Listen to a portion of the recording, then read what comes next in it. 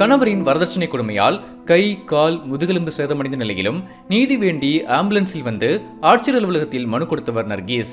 நர்கீஸின் கணவர் காஜா ரஃபீக் தற்போது கொலை முயற்சி குற்றச்சாட்டுக்காக கைது செய்யப்பட்டு சிறையில் இருக்கிறார். 2 வருஷம் அந்த வீட்டில் ஒன்றுமே இல்லை. 11 மாதம் எங்கள் வீட்டில் வந்து இருந்தேன். அவங்க ரொம்ப டார்ச்சர் பண்ணி விட்டு அனுப்பிச்சிட்டாங்க. என்ன எங்கள் அப்பா அம்மா அசிங்கப்படுத்தினாங்க.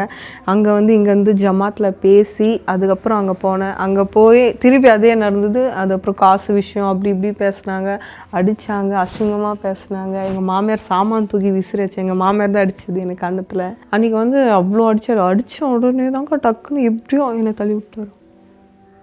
தள்ளிட்டு நான் எனக்கு கீழே போய் அப்படியே பிளட்டில் அப்படியே தவிக்கிறேன். ஆனால் இவர் சிரிக்கிறாரு.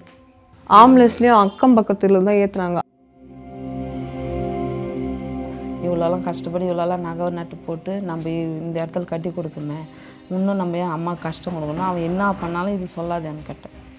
ஆனால் இப்போ சொல்லுது, நீ போயிட்டு 10 லட்ச ரூபா வாங்கிட்டு வா அப்படின்னு சொன்னான். அப்படியெல்லாம் கொடுமை பண்ணணும். அப்படி இல்லை 10 லட்ச ரூபா இல்லைன்னா வீடு எழுதி வாங்கிடுவான்.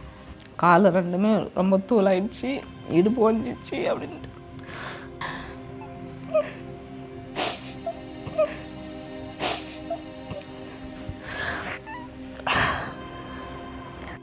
கடைசியாக வெளியான குற்ற ஆவண காப்பக தகவலின்படி 2022ஆம் ஆண்டில் தமிழ்நாட்டில் பதிவான வரதட்சணை மரணங்களின் எண்ணிக்கை மட்டும் 29.